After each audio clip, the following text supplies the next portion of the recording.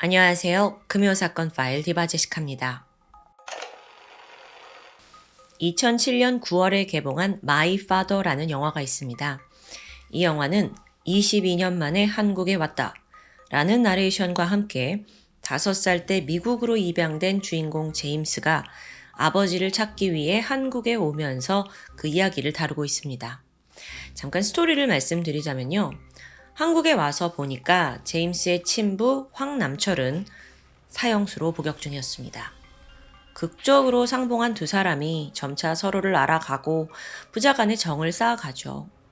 그러다 후반부에는 이제 미국으로 돌아가야 하는 제임스와 언제 사형이 집행될지 모르는 그 아버지 사이에 안타까운 모습을 자아내는데요.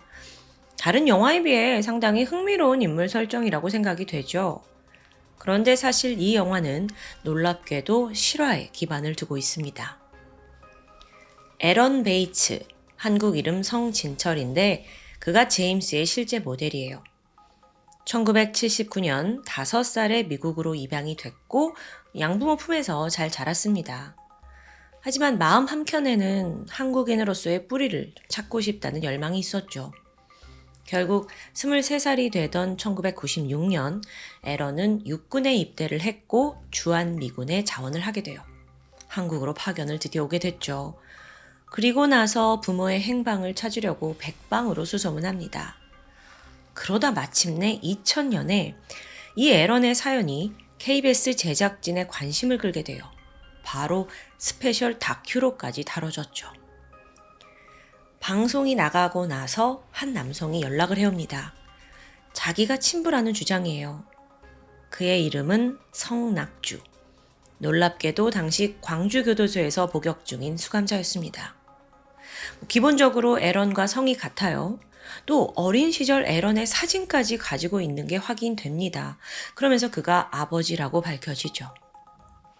얼마 후에 에런은 그와 22년 만에 광주 교도소에서 재회했습니다. 애타게 찾던 그 아버지를 드디어 만난 거예요. 너무 행복했지만 기쁨도 잠시입니다. 충격적인 사실이 있었는데 당시 성낙주는 2건의 살인을 저지른 연쇄살인범이었습니다. 그리고 당시 사형을 코앞에 두고 있었어요. 집행일이 아직 정해지진 않았지만 언제 갑자기 죽어도 이상한 게 아닐 만큼 선순위 사형수였죠. 성낙주는 아들과 만나서 네가 미국으로 돌아가더라도 내 걱정은 하지 말라라고 다독입니다. 에런은 사실상 철창에 막혀서 손 한 번 잡을 수 없는 상황이었지만 이런 모든 것에 너무 힘들어했어요. 자, 여러분, 지금까지 이야기를 듣고 어떤 생각이 드시나요? 겨우 아버지 찾았는데 또 생이별을 하는 게 너무 안타까워요. 하지만 지금부터 이야기를 듣고 나면 생각이 좀 달라지실 수 있습니다. 오늘의 진짜 주인공 사형수 성낙수의 이야기를 풀어보려 합니다. 1951년 충북 제천에서 태어난 그는 어린 나이에 결혼을 해요. 자녀 3명을 두게 되죠. 하지만 돌연 1976년 25살의 나이였는데 가족을 냅두고 불교에 귀의합니다. 갑자기 스님이 된 거예요. 근데 또 이 승려 생활이 오래가진 못했죠. 약 8년 뒤에 불미스러운 일에 연루가 되는데요. 절에 오는 그 불자들에게 돈을 요구한 사실이 적발된 겁니다. 자격 박탈당하면서 절에서 쫓겨났고 이후 그는 마땅한 직업 없이 그냥 떠돌아 다니게 돼요. 그러다 1993년 성낙주는 승려 시절에 배운 사주풀이를 활용해서 서울 강북구 미아동에서 철학관을 열게 됩니다. 스님들이 이런 걸 다 가르쳐 주시나 싶긴 한데 어쨌든 그 철학관이 좀 잘 되는가 싶었죠. 그렇게 점차 입소문을 타던 중이었는데 어느 날 48살 전옥수 씨가 손님으로 찾아왔습니다. 그녀는 남편과 사별을 했고 13살 딸 이향정 양을 홀로 키우고 있었어요. 찾아와서는 내가 사춘기 딸이 있는데 너무 힘든 게 많다 라면서 고민을 털어놓거든요. 그걸 성낙주가 아주 다정하고 또 자세하게 상담을 해줍니다. 그렇게 어느덧 두 사람은 급격히 가까워졌어요. 근데 사실 실제로는요, 이게 성낙주의 의도적인 접근에 가까워요. 왜냐하면 그는 다른 검은 마음을 품고 있었기 때문입니다. 전옥수 씨는 상당한 재력을 가진 여성이었어요. 사별하고 나서 서울 성북구 월곡동에서 황금장이라는 여관을 운영하고 있었어요.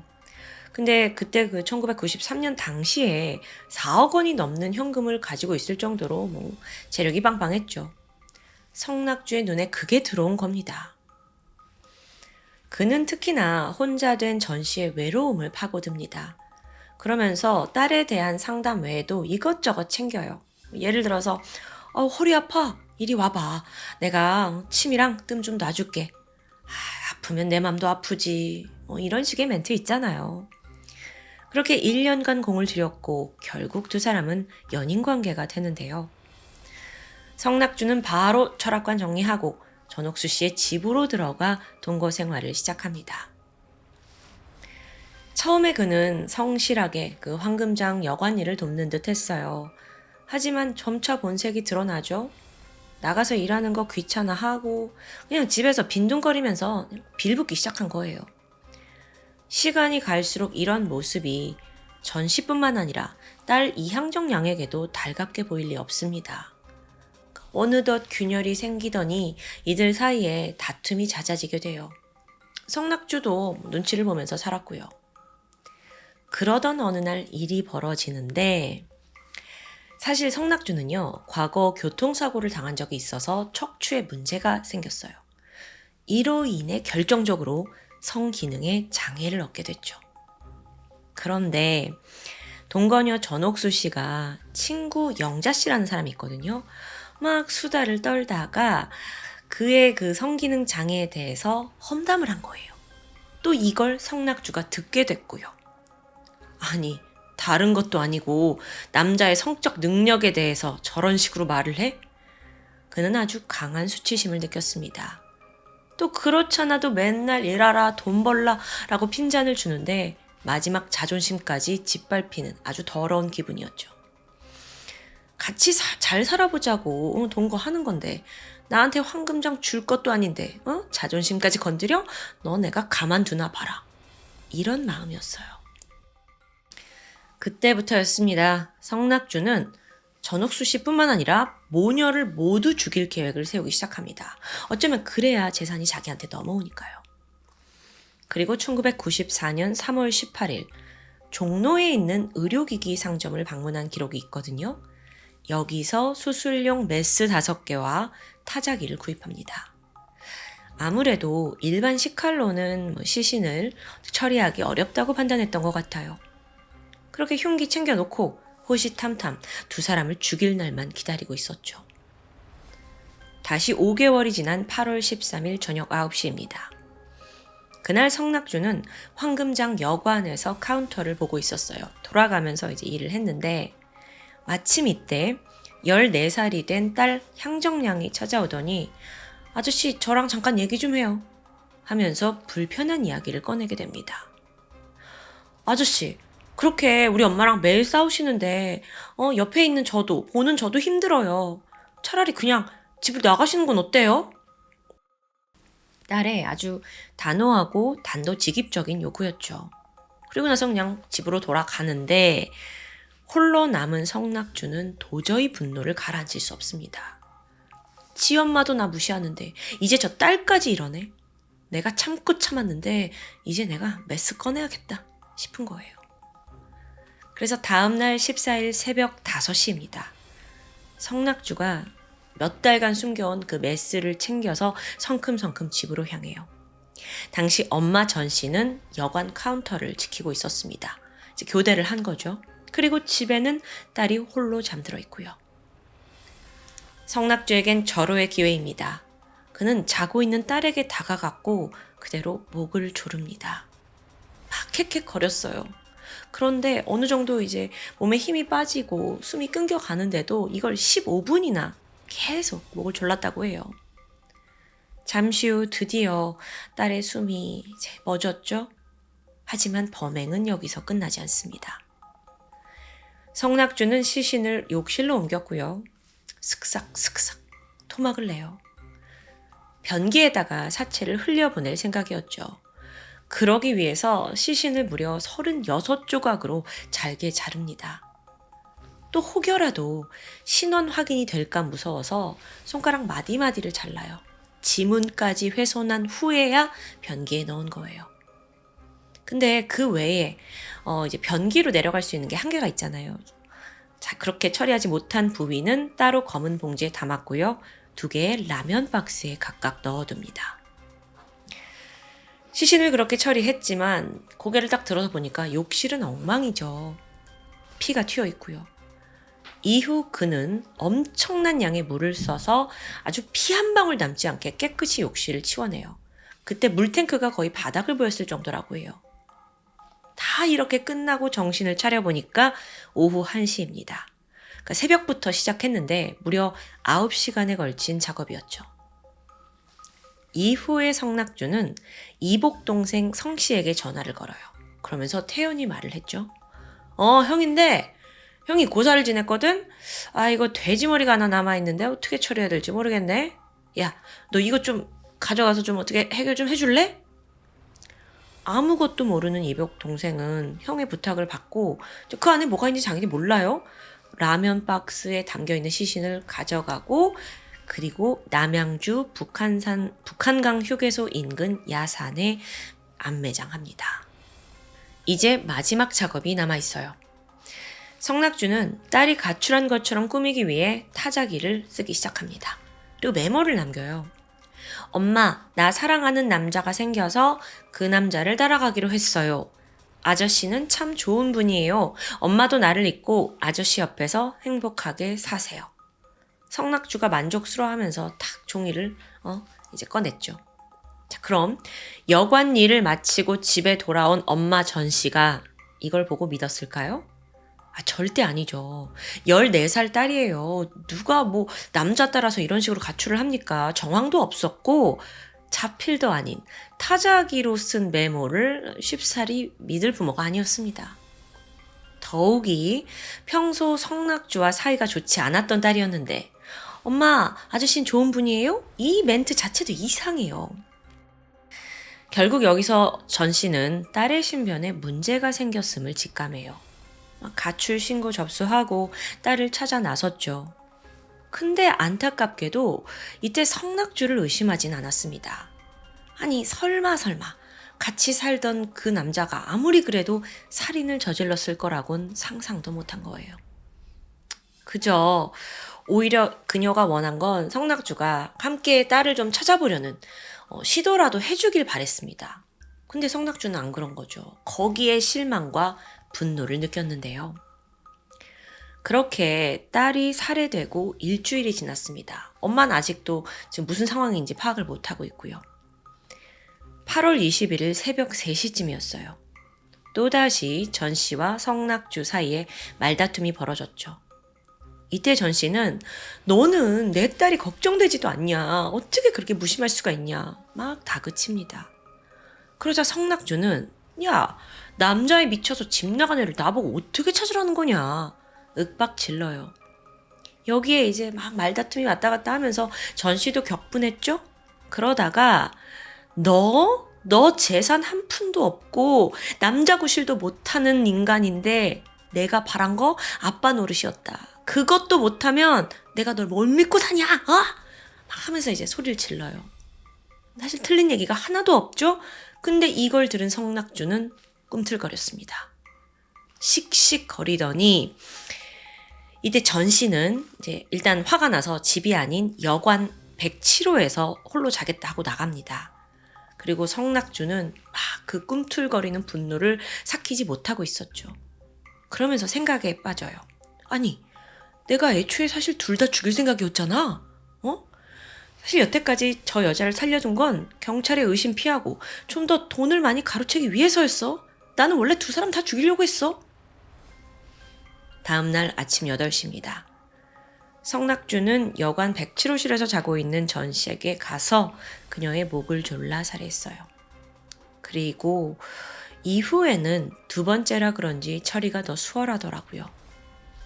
2시간 만에 시신을 훼손했고 살점을 변기에 흘려보냈습니다. 남은 시신 검은 봉투에 담아서 3개의 라면 상자에 나눠 담아요. 이후 사람들의 눈에 띄지 않게 여관의 계단 아래쪽에다가 숨겨뒀고요. 그렇게 작업을 마친 후 그는 이번에 또 다른 이제 형제인 50세 김 씨에게 전화를 합니다. 그리고 같은 레퍼토리로 돼지 머리가 있는데 처리해 달라는 거예요. 그래서 이 김 씨도 별 의심 없이 강원도 원주군 문막면에 있는 도로공사 현장 인근에 그 상자를 안매장하게 됩니다. 마침내 전 씨도 딸도 모두 사라졌어요. 성낙주는 아무 일도 없던 것처럼 태연하게 행동합니다. 아니, 더 정확히는 이제 내가 이 황금장 주인이다. 이런 태도로 아주 의기양양했죠. 어차피 그들은 돌아오지 못할 테니까요. 하지만요, 결국 성낙주는 단 하루 만에 꼬리를 잡히고 말아요. 어떤 일이 있었냐면 다음 날인 22일이에요. 전옥수 씨의 친구 영자 씨, 아까도 등장했었죠. 수다했던 그 친구요. 이 영자 씨가 왜 내 친구랑 연락이 안 되지? 불안해졌습니다. 그래서 바로 찾아오더니 성낙주한테 추궁을 해요. 아니 왜 없냐, 지금 전 씨 어딨냐, 연락이 안 된다. 이때 성낙주는 가출한 딸이 걱정이 돼서인지 불공 들이러 갔다 라고 대답을 했습니다. 하지만 친구 영자 씨는 그걸 믿지 않았죠. 사실 그녀는요, 딸 항정량 실종부터 이미 성낙주를 의심하고 있던 거예요. 오히려 전 씨는 의심 안 하고 있는데 영자 씨 친구가 더 막 수상하다 생각하고 있었던 거예요. 영자 씨는 즉각 모녀 둘 다에 대한 실종 신고를 접수했고요. 경찰의 의심은 당연하게도 같이 살고 있던 성낙주에게 향하게 된 거죠. 그렇게 조사를 받게 되는데 여전히 뻔뻔하고 또 기이한 행동을 보입니다. 그 한 예로 경찰이 여러 추궁을 할 거 아니에요. 그러다 조금이라도 자기한테 좀 불리한 이야기가 나오잖아요. 그러면 그냥 눈을 딱 감고 바라봤냐 막 이렇게 불경을 외워요. 이거 뭐 묵빅반도 아니고 그냥 불경을요. 그 외에 뭐 민감한 질문 다 모르쇠로 일관하고요. 이걸 사실 경찰이 봤을 땐 너무 괘씸한 태도입니다. 게다가 정황으로 봤을 때 전 씨가 돈이 좀 많으니까 그녀의 재산을 노린 범행인 게 뻔한데 현재로선 결정적인 증거가 없었죠. 그렇게 수사가 난항을 겪으려던 그때 경찰의 눈에 한 가지 특이점이 들어왔습니다. 그건 바로 딸이 가출할 때 남겼다는 그 타자 메모예요. 그 메모 속에 한 글자, 여의 비읍 받침, 이 글자였습니다. 이게 사실 원래는 옆에서라는 그 문구였는데 그걸 옆 비읍 받침에서라고 잘못 쓰여 있는 거예요. 자, 근데 이걸 딸이 있었다고 했잖아요. 착실히 학교를, 교육을 잘 받고 있는 딸이 이런 기초적인 맞춤법을 틀릴 수 있을까요? 오히려 그보다는 국민학교밖에 나오지 않은 성낙주가 이걸 작성했다는 게 더 타당해 보였습니다. 그래서 경찰이 아이디어를 내요. 은근슬쩍 성낙주한테 종이와 펜을 주면서 자술서 써라 유도를 한 겁니다. 그리고 그가 쓰는 말에 여러모로 옆에 있는 이런 식의 글자가 들어가도록 막 유도를 했고요. 역시나 성낙주는 글씨를 하나하나 쓰면서 옆 비읍 받침이라고 작성합니다. 딱 걸렸죠. 그렇게 지금 사라진 딸의 메모는 어쨌든 딸이 아닌 성낙주가 작성했다는 게 밝혀집니다. 그 외에 이제 성낙주의 이제 개인사를 추적을 해보니까 수술용 메스를 구입한 사실이 드러나요. 영수증도 나왔고요. 자, 지금 하나하나 막 증거가 나오면서 경찰이 그의 숨통을 조여오고 있잖아요. 그러자 성낙주는 드디어 범행을 털어놓게 되는데요. 얼마 후 경찰은 그의 증언을 토대로 두 장소로 급히 달려갔습니다. 첫 번째는 남양주 북한강 휴게소 인근 야산이었어요. 거기다가 딸의 그 시신 라면 박스에 넣어서 매장했죠. 그리고 두 번째로는 강원도 원주군 문만역의 그 현장이었어요. 바로 수색했더니 거기서 피해자들의 토막난 시신이 발견됐죠. 물론 상당량을 이미 변기에 버려서 완전히 온전한 상태는 아니었습니다. 이 토막 시신을 본 경찰이 이런 느낌이 들었어요. 그래도 한때 사랑했던 사람인데 어떻게 이렇게까지 만들지 싶을 만큼 이 토막에서 이 사람 간의 애정은 전혀 찾아볼 수 없었다고 해요. 그저 어떻게든 옮기기 쉽게 작게 잘라야 한다는 그의 욕망만이 고스란히 묻어 있었죠. 1994년 12월입니다. 당시 43살이던 성낙주는 전옥수 씨와 이향정 양을 살해하고 시신을 토막 내 안매장한 혐의로 사형을 선고받습니다. 범인은 항소했지만 1995년에 최종적으로 사형이 확정되면서 그는 1순위 사형수가 돼요. 그런데요, 여기서 반전. 마침 사형 집행을 앞둔 상황이었는데 앞서 에런이 22년 만에 아버지 찾겠다고 한국에 온 거예요. 기적과도 같은 타이밍이죠. 심지어 에런의 안타까운 사연이 막 KBS를 통해서 전국에서 주목을 받고 화제가 됩니다. 두 사람이 또 상봉까지 했잖아요. 동시에 점점 분위기가 성낙주 너무 불쌍해. 동정 여론이 형성됩니다. 아무리 주인이라지만 아버지와 아들 간에 이런 끈끈한 사이인데 뭐 겨우 찾았는데 또 이별이에요? 저기 그냥 죽이지 말고 두면 안 돼요? 막 이런 의견이 모아지게 된 거예요. 또 여기에 동조하듯 성낙주가 2001년 자신의 호적에 에런을 아들로 올리기까지 합니다. 그런데 이게 끝이 아니에요, 여러분. 2년 후에 아주 충격적인 반전이 또 벌어집니다. 두 사람이 지금 계속 대중의 관심을 받고 있잖아요. 그러다 2003년에 와서 KBS 일요 스페셜을 통해 DNA 검사를 받게 되거든요. 그런데 결과는 불일치요. 알고 보니까 이 두 사람은 피 한 방울 섞이지 않은 완전 남남이었던 겁니다. 이 결과를 보고 에런은 진짜 다리가 휘청거릴 만큼 막 큰 충격을 받았어요.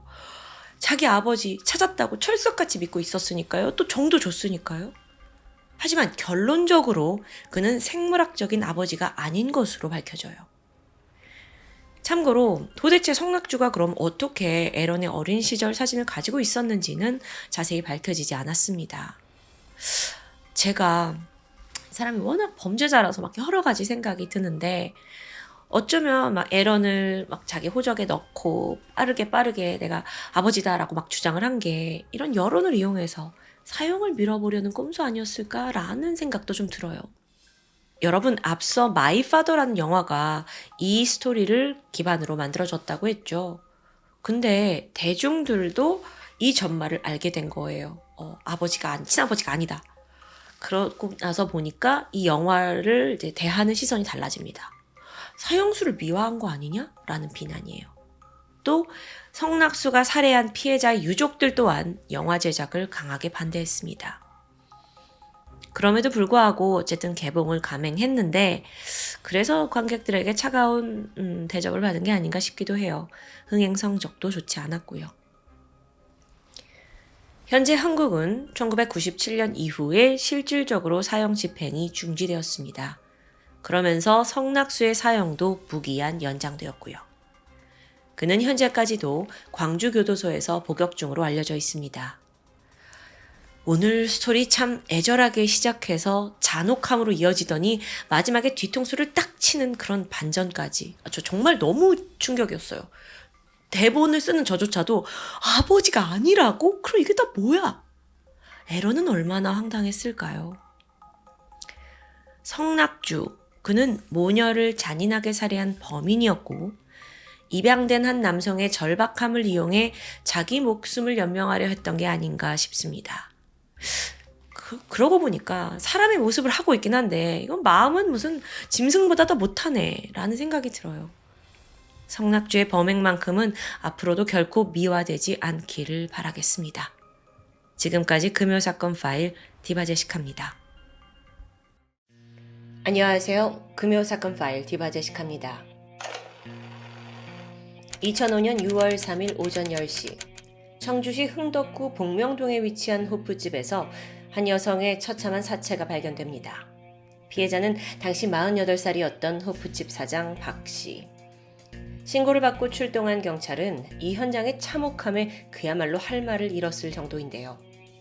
시신의 머리 부분이 심하게 함몰되었고 엄청나게 많은 피가 흘러나와서 이 호프집 바닥에 흥건했습니다. 상처로 보아하니 뭔가 둔탁한 물건에 연속적으로 찍힌 걸로 추정되었어요. 그 살해 도구는 현장에서 나왔죠. 바로 가스버너입니다. 범인은 가스버너로 수차례 그녀의 머리를 가격했고 결국 과다출혈로 사망한 상황. 사망 시각은 전날 새벽으로 추정이 됩니다. 이 밖에도 현장에선 난잡하게 어질러진 카운터가 특히 눈에 띄었습니다. 10만원짜리 수표 4장이 도난당한 상태였는데 언뜻 봐선 강도에 의한 살인사건 같죠? 하지만 베테랑 형사들의 생각은 달랐습니다. 보통 강도살인의 경우 돈을 훔칠 목적이 우선입니다. 그래서 굳이 이토록 잔인하게 죽일 이유가 없는 거죠. 보니까 수표 이외의 현금은 그대로 남아 있었는데요. 형사들은 여기서 범인이 이 모든 걸 강도살인으로 위장했다는 느낌을 받게 되죠. 그렇다면 이 범죄는 평소 원한이 있던 면식범의 짓일까요?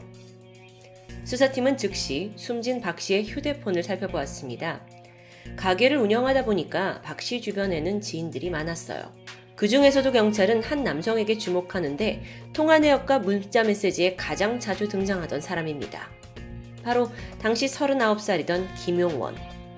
주변 사람 이야기를 들어보니까 김용원이 평소 박 씨의 호프집에 자주 들르는 단골 손님이라고 합니다. 그런데 단순한 손님과 사장 관계보다는 좀 더 가까운 사이로 보였다는데요. 경찰은 즉시 김용원의 행방을 추적합니다.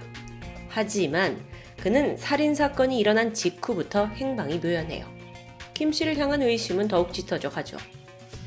그런데 경찰이 그의 행방을 쫓으면서 주변 사람들을 만나게 되거든요. 그러다 묘한 이야기를 듣게 됩니다. 김 씨의 고향 후배라고 밝히는 A 씨가 말을 하길 사실 그 선배가 또 다른 살인을 한 것 같아요. 몇 달 전에 술에 취해서는 자기가 동거하는 여자를 죽였다고 하더라고요. 심지어 이때 김 씨는 그 후배에게 사체 유기를 도와달라고 부탁했다는데요. 덜컥 겁이 난 A 씨는 김 씨에게 그러지 말고 자수를 해라 라고 권했지만 그 당시엔 이게 전혀 통하지 않았습니다. 그러면서 김용원이 하는 말이 얌마 내가 이게 처음인 줄 알아? 10년 전에도 다 겪었어. 사실 김용원은 평소에 술만 마셨다 하면 종종 내가 과거에 살인을 했다 라고 고백을 해왔다는데요. 다들 허풍이라고만 여겼죠.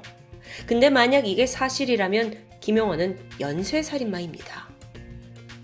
경찰은 사건의 심각성을 느끼고 즉각 수사를 확대합니다. 또 주변 인물들을 조사해서 김용원이 도피했을 가능성이 높은 곳들을 수색하기 시작해요. 그 결과 유력한 곳이 하나 떠올랐죠. 한 재개발 구역에 있는 폐가였는데 경찰이 가보니까 안에는 김용원이 쓰다 남긴 라면 냄비, 소주병 같은 생활 흔적이 있습니다. 분명 여기에 머물렀던 건 맞아요. 이제 그는 어디로 갔을까요? 근데 도주라는 게 그렇게 쉬운 일이 아니죠. 김용원이 아무리 날고긴다 해도 도주엔 무엇보다 돈이 필요합니다. 경찰은 그가 도움을 청했을지도 모를 가까운 인물들을 파악했고 그러던 중 김용원의 외사촌이 사는 충북 청원군 내수읍에 그가 숨어있을 가능성이 높다고 판단해요. 그리고 그 수사대의 예상은 적중했습니다. 2005년 6월 10일 살인사건이 벌어지고 딱 일주일이 지난 시점이죠. 김용원이 외사촌 형의 집 이 내수읍에 도피 자금을 마련하기 위해 드디어 모습을 드러냅니다. 그가 올 것을 예상하고 형사들이 이미 잠복을 하고 있었고요. 얼마 안가 김용원은 극적으로 검거되었죠. 처음에 그는 아니 왜 무고한 사람을 잡아가냐 라면서 범죄 사실을 완강히 부인합니다. 근데 실상은 제대로 된 알리바이를 전혀 대지 못하고 있어요. 경찰의 끈질긴 추궁 끝에 결국 그는 범행 일체를 자백하죠. 그리고 묻혀있던 또 다른 비밀들도 하나씩 밝혀집니다. 우선 김용원은 이 피해자 박 씨의 술집의 단골 손님이었습니다. 그러다 자연스럽게 내연 관계로 발전했고요. 하지만 사실 그는 중국의 버젓이 결혼을 약속한 조선족 약혼녀가 있었는데요. 사건 당일 가게에서 이제 박 씨하고 술을 마시고 있던 김용원이 문득 중국 약혼녀에게서 걸려온 국제 전화를 받으러 가게 카운터 쪽으로 이동합니다. 여기서 이제 애인과 한참 동안 통화를 이어갔죠. 그러다 박 씨가 잠시 후 카운터로 왔고 여전히 통화를 하는 그를 보면서 못마땅해 했습니다. 당연하죠. 내연 관계니까요. 그러면서 질투심에 핀잔을 하게 되는데 순간 김용원의 분노가 치밀었어요. 근데 전화를 황급히 끊고 곧장 주방으로 가서 가스버너를 들고 오더니 그걸로 박 씨 머리를 수차례 내리치고는 그렇게 살해한 거죠.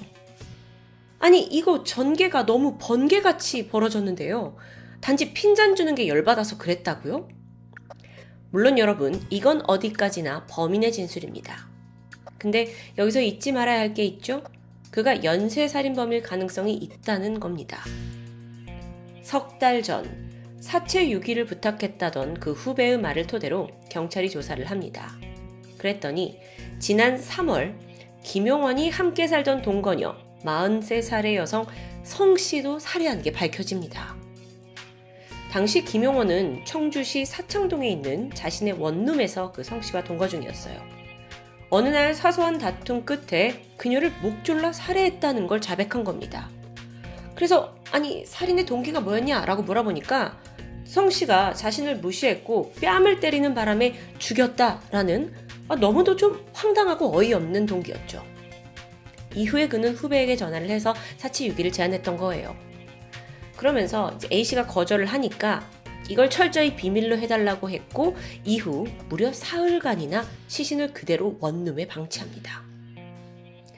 시간이 지나 사흘 후 그는 자신의 화물차를 몰고 청원군 내수읍 뒷산에다가 이 사체를 유기했습니다. 자, 그런데 여러분 경찰 조사에서 이 김 씨가 더욱더 기괴한 말을 이어갑니다. 내가 그녀를 죽이고 나서 성 씨에 대한 미안한 마음에 시신을 끌어안고 잤다. 또 안매장을 한 후에도 비가 오는 날이면 그 장소에 가서 눈물을 흘렸다. 이런 헛소리를 짓거리는 겁니다. 안타깝게도 성 씨에게는 가족이나 지인이 별로 없어서 그녀의 실종을 신고한 사람은 아무도 없었다고 해요. 만약에 앞서 박 씨 사건으로 인해 김용원이 검거되지 않았다면 동거녀 성 씨 사건 역시 영원히 묻혔을 수 있겠죠. 그런데 여러분 더 충격적인 게 남아 있습니다. 김용원이 저지른 살인이 이게 끝이 아니에요.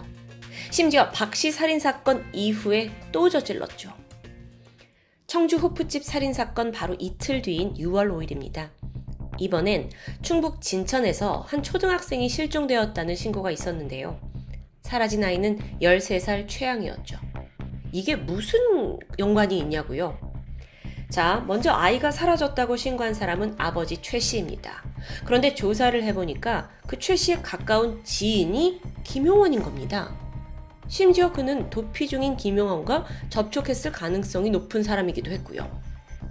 설마 하면서 경찰이 수사를 확대했고 결국 검거가 된 후에 김용원이 그 최 씨의 딸 최양 역시 내가 살해했다라는 걸 시인합니다. 아니 도주 중에 또 살해를 한 거예요. 박 씨를 살해한 후에 도망칠 장소를 물색했죠. 그러다가 평소 가깝게 지내던 그 고향 후배 최 씨 집에 방문합니다. 그때가 6월 5일 저녁 6시 반쯤이었는데 이 김용원과 최 씨가 얼큰하게 술자리에서 취하게 되죠. 그러다가 이 아버지 최 씨가 잠시 자리를 비우겠다 하면서 나간 사이 그의 딸 최양에게 돌연 아저씨가 드라이브 시켜줄까? 이러면서 아이를 자신의 차로 데려간 겁니다. 그리고 여기서 여자아이의 몸에 손을 댄 거죠. 당연히 최양은 거세게 반발했습니다. 그런데 이때 김용원은 이미 살해를 저질렀고 신경이 매우 예민해진 상태예요. 그 아이가 아저씨 이러시면 저 아빠한테 모든 걸 말할 거예요 라고 이제 말을 하니까 그 자리에서 아무런 망설임 없이 최양을 목졸라 살해했던 거죠. 그 길로 최양의 사체를 싣고 진천군에 위치한 어느 교회 근처 야산으로 달려갑니다. 거기에 유기했어요. 그런데 살해 이후의 행적이 더 기가 막힙니다. 술을 잔뜩 사들고 다시 최 씨 집으로 가요. 그리고 아무렇지 않게 그와 술을 마시는 겁니다. 잠시 후에 최 씨가 우리 딸 어디 갔지? 하면서 딸이 사라진 걸 눈치채자 김용원은 모른 척하면서 그러게 같이 찾아보자고 함께 딸을 찾으러 주변 일대를 돌아다녔죠. 당시 아버지는 딸을 죽인 범인이 이 자신의 선배 눈앞에 있는 김용원이라고는 상상조차 하지 못했습니다. 살해를 저질렀고 도주를 하다가 미성년자를 범하고 또 살인? 그가 총 3명의 여성을 살해하는데 걸린 시간이요? 3개월이었습니다. 여러분, 이 사건은 일명 청주판 유영철 사건이라는 타이틀로 당시의 그 청주 시민들을 굉장히 벌벌 떨게 했는데요. 세 범행 모두 김용원이 술에 많이 취했을 때 벌어졌죠. 그러니까 그 당시의 폭력성이 얼마나 증폭됐는지 알 수 있는 부분입니다. 근데 기억하세요? 앞서 술만 마시면 내가 10년 전에도 살인을 했다라는 뉘앙스를 풍겼잖아요. 그러고 보니까 지난 1994년 4월 충북 괴산군에서 당시 27살이던 남성 지씨가 농수로에서 유기된 사체로 발견된 일이 있었습니다. 당시 수사를 담당했던 경찰은 주변인의 제보를 통해서 지씨가 실종되기 직전 한 당구장에서 누군가 말다툼을 했다는 걸 포착해요. 그 상대가 바로 김용원이었죠. 김용원은 나보다 어린 지씨가 반말을 찍찍한다라는 거에 격분했었다고 하는데요. 그리고 당시에도 김용원은 이 지씨 살인사건의 용의자 중 한 명으로 특정됐었고요. 근데 그는 꽤 교활했습니다. 점점 수사망이 자신을 향해서 좁혀오니까 일부러 특수 강간 사건을 저질러요. 그리고 교도소에 수감돼 버리는 거예요. 그러니까 김용원이 교도소에 들어가니까 경찰은 자연스럽게 그를 용의선상에서 배제할 수밖에 없었고요. 사건은 미제로 남아버렸습니다. 다시 현재로 돌아와서 김용원은 이 지씨 살인사건에 대해서는 끝까지 강력히 부인했어요. 사실상 이미 10년 이상 지난 상태라서 기소할 만한 증거도 없었고요. 하지만 주변인들 그리고 당시의 수사관들 그들이 가지고 있는 어떤 본능적인 촉은 모두 김용원이 범행을 저질렀을 거라고 확신하던 상황입니다. 연쇄살인마 김용원, 그는 1996년생인데 충북의 한 농가에서 이남 이녀 중 막내로 태어났다고 해요. 아버지는 알코올 중독, 위로 있는 형도 폭력 성향이 강했고요. 그 또한 어릴 적부터 문제가 많았습니다. 18살 때 강간치상 그리고 특수절도죄로 첫 번째 감옥에 수감이 되는데 이후로도 계속 들락날락했죠. 그렇게 보낸 시간이 무려 13년입니다. 그러다 돌연 2005년 중국으로 건너가요. 그리고 거기서 비아그라와 장내삼을 밀수하는 일을 하기 시작했거든요. 그때 알게 된 조선족 여성과 약혼을 하게 된 거고 얼마 후에 두 사람이 한국으로 건너와서 정식으로 결혼을 할 예정이었다고 합니다. 아니 근데 좀 이해가 되지 않는 게 김용원의 이중 생활이에요. 약혼녀가 중국에 있죠? 그러면서 다른 여성과 동거를 한 성씨 기억하시죠? 그 성씨를 죽이고 또 바로 그 호프집 사장이었던 박씨와 사귀고 또 죽이고. 그런데 김용원을 검거했던 형사님이 어쩌면 아직 밝혀지지 않은 추가적인 피해자가 있을지도 모른다고 우려합니다. 충분히 가능성이 있는 이야기예요. 하지만 결국 재판 끝에 지씨 살인사건을 제외한 이 총 3건의 살인 혐의만 인정되었죠. 근데 여기서 김용원은 우발적인 주치살인을 주장합니다. 말도 안 되죠. 그러기엔 3번 모두 너무 잔혹했고 또 상습적인 살인입니다. 2006년 3월 대법원은 그에게 최종 사형을 선고했습니다. 여기서 좀 흥미로운 일화가 있는데 당시 김용원에게 사형을 판결했던 그 4명의 대법관 중 한 명이 바로 국내 최초 여성 대법관 김영란 씨입니다. 우리에겐 김영란법으로 유명하죠. 사실 그녀는 대법관 후보 시절에 사형제를 폐지해야 한다고 적극 주장하던 인물입니다. 그런데도 임명된 이후 처음 맡은 강력 사건의 피해자에게 사형을 선고했다는 점이 인상적이에요. 그러니까 김용원의 죄질이 얼마나 악랄했는지 드러나는 부분이죠. 김용원은 재판에서 이렇게 진술했습니다. 첫 번째 살인에 성공하고 나니 그 다음부턴 너무나 쉬웠다. 폭주했던 살인 본능은 마침내 법정 최고형으로 막을 내렸습니다. 이미 어렸을 적부터 감옥을 수십 번 들락날락하던 김용원, 거의 인생의 절반을 거기서 살았다고 볼 수 있죠. 그리고 이젠 남은 생, 아니 죽음 그 직전까지 교도소에 갇혀있을 인생이 되었습니다. 그에겐 동정 또한 사치 아닐까요? 부디 자신의 죄에 걸맞게 하루하루 무거운 속죄의 삶을 살길 바라봅니다. 금요사건 파일 디바제시카였습니다.